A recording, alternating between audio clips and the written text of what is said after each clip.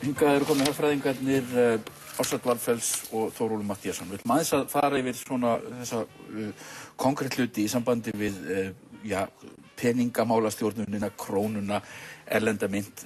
Ársæll, þú skrifaðir við annan mann grein í Fréttablaðið í gær, þar sem að þú ert að mæla beinlínis fyrir því að taka einhliða upp aðra mynt, að það sé ódýrara og betra en að halda áfram að reyna að búa hér við krónuna.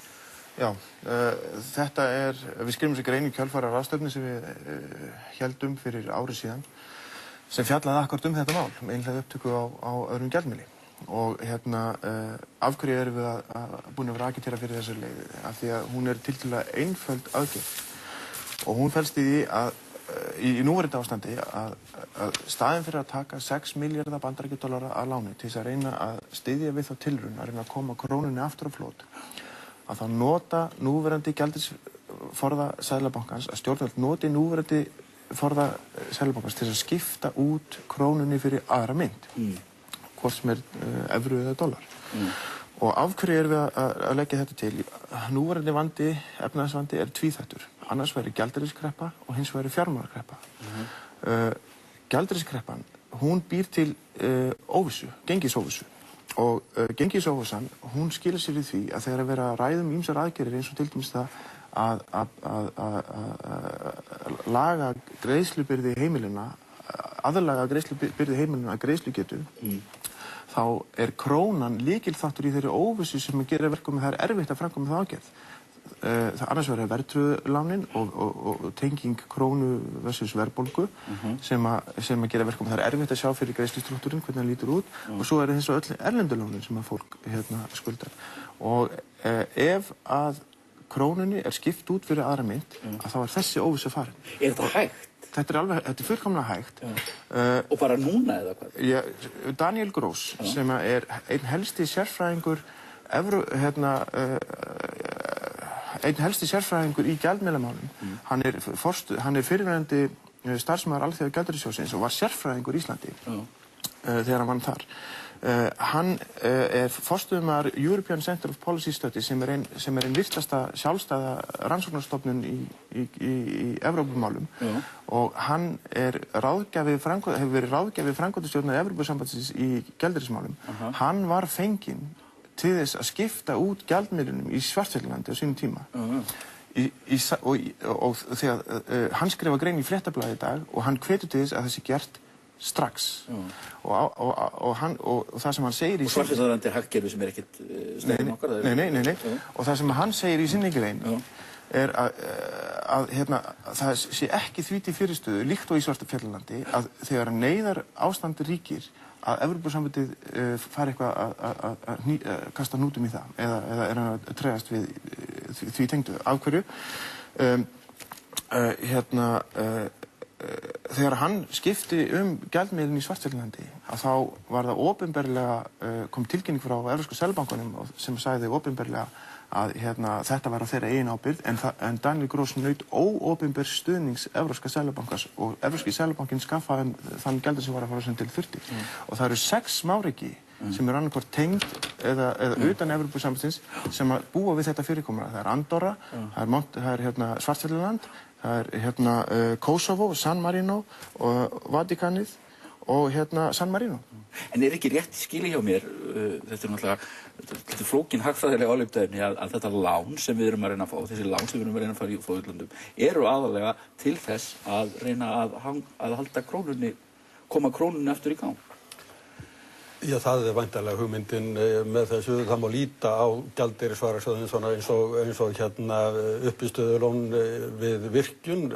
Ef að vantar vatn í þetta uppistöðulón, þá fara vélarnar að gleypa loft og allt kerfið fer að hökta.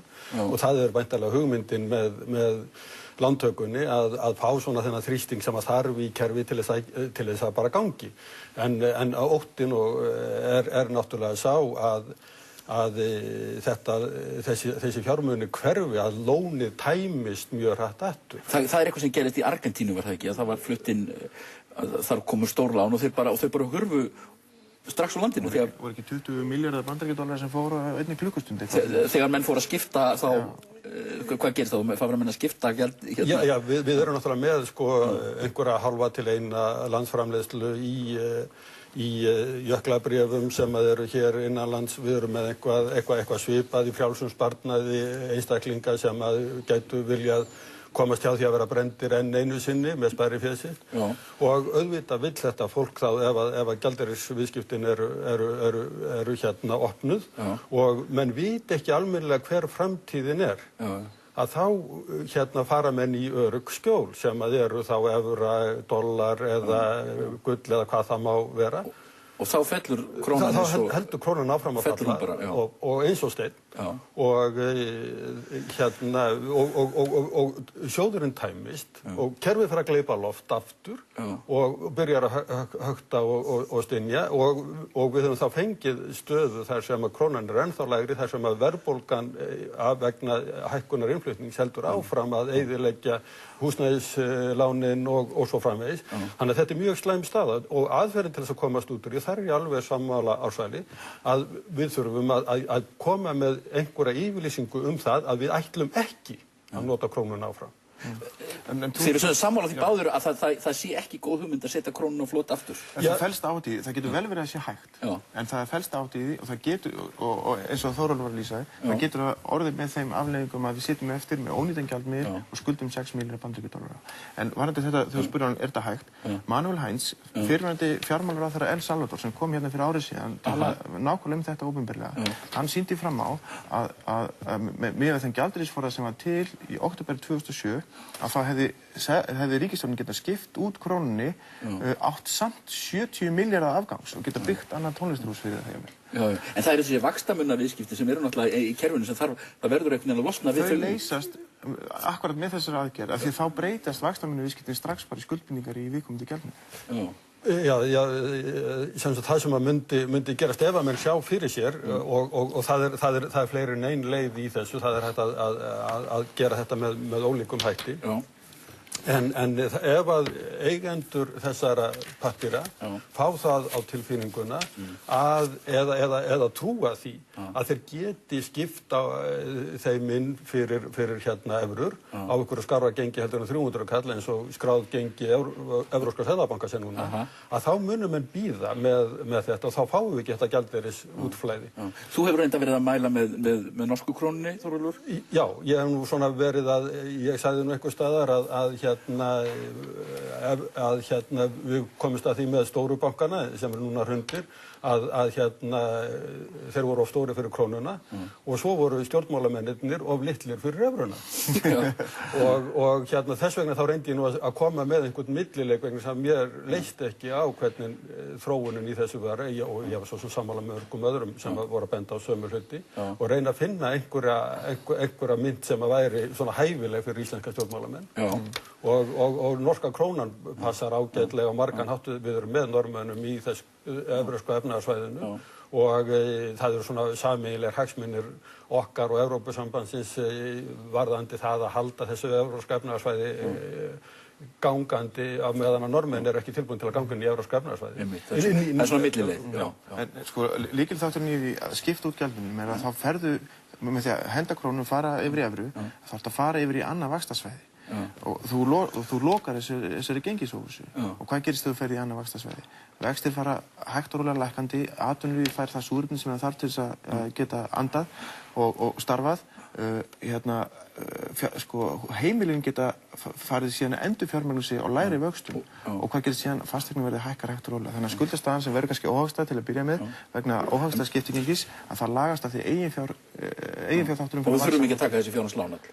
Nei. En sko, lykilatriðið er náttúrulega það að við þurfum að breyta þessu hagkerfinu, við þurfum að láta það sem að unnu í bönkum fara að vinna við eitthvað annað og til þess að koma því á stað að þá þarf að eyða þessari gjaldmiðla óvissu. Öðruvísi þá hefst ekki uppbyggingin í hagkerfinu, þeim mun lengra tímabil verða það sem að vera mikið atvinnuleysi, það sem að atvinnuleysi er að grafa sér niður og þetta er á allan hátt lykilatriði að leysa þessi. Það er náttúrulega allt lamað út af þessu núna og við erum náttúrulega bara í tíma gjaldeyrishafta en það er eitt sem ég verð að nefna við ykkur en það má nú ekki vera langt. Vilhjálmur Egilsson sagði í Mogganum í gær að sko ríkisbankaleiðin væri ófær og þetta er þetta hrikalega svört framtíðarsýn mann langar nú bara mest að breiða bara við haus því hann að segja, það vissulítið verið að segja að ríkisbankarnir séu gjaldþrota líka, þessi sem hafa tekið við. Já, það er þessi óvissa og vandi, þetta er tengt krónunni annars vegar og verðbólgu, svo það hins vegar vandinn varðandi hvernig ætlar að fjármagna bankana. Og það var mjög athyglisverð leið sem að margir hafa bent á og ég veit að Vilhjálmur Egilsson hefur rætt er það að breyta kröfum á gömlu bankana yfir í hlutafé í nýju bönkunum og þú veldur hverjir eru kröfuhafar á gömlu bankana. Þetta eru allt risastóra fjármálastofnanir út í heimi. Þá eignist erlendir bankar í nýju bankana. Og ef þú breytir því yfir hlutafé, setur læsingu á sölu hlutafjárins, þannig að þeir eru fastir með ekki selja fyrir eftir 10-15 ár. Ok, það er því tryggingin. Það er tryggingin. Þá hafa þeir fjárfesta hagsmuni að reisa kerfið upp og þetta eru bankastofnanir sem verða þá hlutafar og þá vonandi sjá þeir en annars er svolítið hægt á að þessi ríkisbankar séu bara insolvent. Já, en ég held líka sko að við þetta mætti bæta það væri hugsanlega hægt að leysa Icesave-málið með sama hætti að gera það á eigendur Icesave-reikningana að hluthöfum í bönkunum. Já. Og þar með værum við búin að semja frið við Hollendinga og Breta og þannig að það eru þarna vantar svona finnst manni dálítið hugmyndavinnuna hjá stjórnvöldum að ganga í það að leysa þessi mál í sátt við þá sem eru í kringum okkur. Já. Þetta er bara mjög merkilegt samtal. Takk fyrir Ársæll og Þórólfur. Ég fæ hérna Vilhjálm Árnason rétt á eftir núna. Takk sem